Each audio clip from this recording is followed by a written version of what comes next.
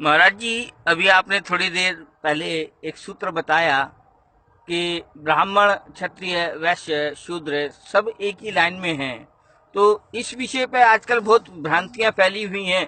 थोड़ा एक बार आप दोबारा से उसे बताएंगे तो बाकी सबको जानकर भी बहुत आनंद होगा। भगवान को प्राप्त करने की पात्रता सब में है। भगवान को प्राप्त करने के अधिकारी सब हैं। मनुष्य मात्र पुण्य संपदा के बल पर अपनी सब योनियों के बंधनों को पार करके यहां पहुंचा है। इसलिए जो मनुष्य सब पुण्यात्मा है। हम नहीं कह रहे, बाबा तुलसीदास जी महाराज ने कहा है, कबहू की करी करुणा नर देही और देत ईस बिनु हेतु स्नेही। कृपा की बहुत जन्मों की तपस्या का परिणाम हमें मनुष्य शरीर रूप में मिला है। और मैं तो कहता हूं कि कुत्ता, बिल्ली, मक्खी, मच्छर, सिंह, हाथी की अपेक्षा बिना पैर वाला मनुष्य लाख गुना बेहतर है। बिना हाथ वाला मनुष्य उनसे लाख गुना बेहतर है। बिना नेत्र वाला मनुष्य उनसे लाख गुना बेहतर है। बिना जीवा वाला मूक पुरुष उनसे लाख गुना बेहतर है। ये सब साधन है। हृदय के द्वारा जिसको चेतना है, मनुष्य शरीर में चेतना है, हृदय है, जिसको बुद्धि है, उसके द्वारा वो भगवान तक बढ़ सकता है, पर पशु नहीं बढ़ सकते। इसलिए जो मनुष्य है वो अपने मन से ग्लानि हटा दे कि मैं स्त्री बन गया, कि मैं शूद्र बन गया। मनुष्य का मतलब स्त्री और पुरुष दोनों, मानव योनि। स्त्री हो, पुरुष हो, और पुरुष में 4 वर्ण की जो व्यवस्था है, हमारी शास्त्रीय परंपरा है। लोगों ने भ्रम के कारण इतना अंधेर फैला दिया है कि हाय हाय ब्राह्मण, क्षत्रिय, वैश्य और शूद्र, इससे बुरा क्या है?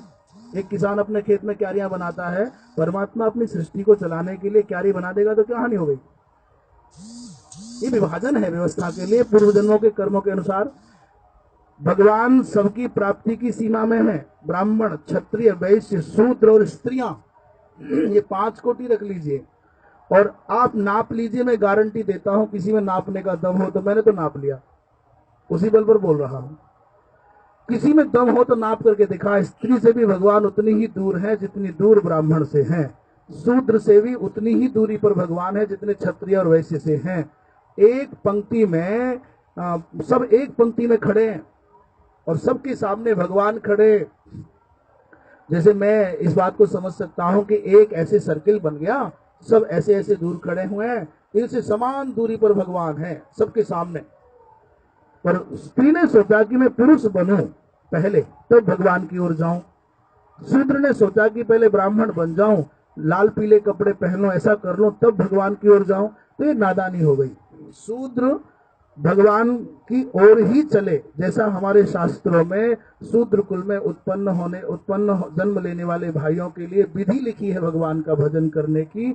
उसी पद्धति का आश्रय लेकर के यदि भगवान का भजन करेगा तो भगवान मिल जाएगा। पर नादानी के चक्कर में वो क्या करता है, बोले शूद्र कुल में हुआ तो दीनता आ गई, हीनता आ गई, पहले चलो ब्राह्मण बन जाओ। तो यहां से जो दूरी बहुत जल्दी पूरी कर सकता था भगवान तक जाने की, उसने दूरी पूरी करने में जीवन लगा दिए, कई ब्राह्मण बनने में। कहां भगवान ने लिखा है केवल ब्राह्मण को मिलेंगे? कहां लिखा है कि भगवान ने ये कहा हो कि हम शूद्र को नहीं मिलेंगे? भैया चेता चौहार को, धन्ना जाट को, कर्माबाई को, मीराबाई को, रैदास को भगवान मिल सकते हैं, तो आज के लोगों को क्यों नहीं मिल सकते? जाति छुपाने की कोशिश रैदास ने नहीं की, कबीरदास ने नहीं की। उन्होंने कहा मेरा तो यही भजन है, कोई कर्म छोटा नहीं है, कोई कर्म बड़ा नहीं है। कोई कहे कि ब्राह्मण होने से ही भगवान मिल जाएंगे, ये बात भी गले उतरने की नहीं है। कोई कहे जनेऊ पहन करके भगवान मिल जाएंगे, तो भी ये कोई गारंटी की बात नहीं है। ब्राह्मण कुल में जन्म लेने वाले जीव को, मनुष्य को, ब्राह्मण को जो कर्तव्य शास्त्र ने निर्धारित किया है उस पद्धति का पालन करेगा तो भगवान उसको मिल जाएंगे। वैश्य कुल में जन्म लेने वाला अपने स्वधर्म का पालन करे तो भगवान उसको मिल जाएंगे। क्षत्रिय कुल में पैदा होने वाला स्वधर्म का पालन करे तो भगवान उसको मिल जाएंगे।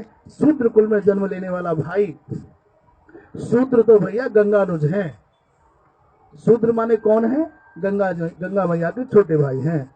जिन भगवान के चरणों से गंगा मैया प्रकट हुई, उन्हीं चरणों से शूद्र कुल के भाई उत्पन्न हुए हैं। तो गंगा के भाई हुए कि नहीं? जो जगत को तारती है गंगा, जो जगत के पापों का निस्तारण करती है गंगा, उसके भाई हमारे भाई जो शूद्र कुल में जन्म लिए हैं, जो पुण्यात्मा है, जिनको भारत मिला है। अरे भैया, भगवान ने तो कहा केवट को सौभाग्य दिया, बड़े बड़े अमलात्मा महात्माओं को नहीं मिलता। तो शूद्र कुल में जन्म लेकर के ग्लानि में ना गले, नेत्र विहीन होने पर ग्लानि में ना गले। जाति बहुत थोड़ी देर महत्व रखती है, पर आपकी प्रकृति और आपकी प्रगति और आपका जो व्यक्तित्व है वो जन्म जन्मांतर तक याद रखा जाता है। रैदास नहीं है आज पर उनका नाम है, कबीर नहीं है आज पर उनका नाम है। वो जाति के कारण वंदनीय नहीं है। जो रावण ब्राह्मण कुल में पैदा हुआ तो कौन सा पूजा जा रहा है बताइए? रत्न में यदि कीड़ा लग जाएगा तो रत्न की कीमत घट जाएगी, भले ही कहलाएगा रत्नी पर मूल्यहीन हो जाएगा। ब्राह्मण कुल में पैदा हुआ व्यक्ति और यदि अपने शास्त्र के अनुसार अपनी जीवनचर्या को नहीं बनाता है तो मूल्यहीन हो जाएगा, रावण की तरह से निंद्य हो जाएगा। शूद्र कुल में जन्म लेने वाला व्यक्ति शास्त्रीय मर्यादा के अनुसार, जो शास्त्रों में पद्धति दिखाई गई है उसके अनुसार जीता है और भगवान की ओर बढ़ता है तो वो भी भगत जी कहलाता है, रैदास की तरह स्मरणीय हो जाएगा। इसलिए भैया, ये जो जातिवाद की आग लगाई जा रही है ना, समाज में भ्रम फैलाया जा रहा है कि मनुस्मृति अत्याचार कर रही है। मनुस्मृति पढ़ो तो सही, एक श्लोक जीवन में कभी बनाया नहीं। और तुम क्या जाना श्लोक बनाने का दर्द क्या होता है, परलोक कैसे बनाया जाता है? श्लोक, मनुस्मृति के श्लोकों के द्वारा परलोक बनाया जाता है। और जो श्लोक नहीं बना सकता परलोक क्या बनाएगा? इस लोक को जो नहीं बना पा रहा है वो परलोक क्या बनाएगा? इसलिए मनुस्मृति को आग लगाने से भला नहीं होगा, मूर्ति तोड़ने से भला नहीं होगा, भगवान राम को गाली देने से भला नहीं होगा। भला होगा भगवान के चरणों में प्रीति हो जाए, विश्वास करो। मैं एक बात और कहना चाहूंगा भैया, आपने कहा वैसे समाधान हुआ कि नहीं? लगभग हो गया जी। अच्छा, मैं एक बात और खुल के कहूंगा। ये जो भारत का संविधान आपको स्वतंत्रता की बात कर रहा है, तुम्हें राइट्स सिखा रहा है, जब पुण्य पाप का विषय आएगा, नरकाधिक लोगों की यातना का अवसर आएगा, तब ये संविधान तुमको बचाने नहीं आएगा किसी को। तब केवल और केवल शास्त्रीय संविधान जो वेद है वही तुम्हारे उद्धार के काम आएगा। इसलिए इस संविधान का यहाँ जीते हो, आदर करो, अच्छी बात है, परंतु केवल इस संविधान के भरोसे ही तुम चाहोगे कि पुण्य पाप की व्यवस्था हो जाएगी, तुम्हारा भला हो जाएगा, तो हिंदू परलोक को मानता है। हिंदू की दृष्टि में स्वर्ग और नरक दोनों लोक हैं। जो परलोक को नहीं मानता हिंदू ही नहीं है। इसलिए इस संविधान का, भारतीय संविधान का आदर करना हमारा कर्तव्य है, पर हमारा धर्म है कि जो शास्त्रीय संविधान है, ऋषियों के द्वारा प्रणीत है, अनादि अपौर से वेद राशि के द्वारा अनुप्राणित है, उस मर्यादा का पालन करेंगे तभी हमारा कल्याण होगा। एक बात और कह के वाणी को विराम। हम क्यों कह रहे हैं बात इतने दावे के साथ? हो सकता है बात बहुत दूर तक जाएगी, कई लोगों को बहुत अच्छी लगेगी, कई लोग गाली भी देने लगेंगे, बोले पुराणपंथी है तो पुराने लोग हैं। मैं आपको खुल करके कहता हूं, आप यदि मेरी बात पर भरोसा नहीं करते तो आप गीता को नहीं मानते, और तुम गीता को नहीं मानते तो तुम कृष्ण को भी नहीं मानते। भगवान कृष्ण ने भगवत गीता में कहा ये कि क्या कहा भगवान ने? बोले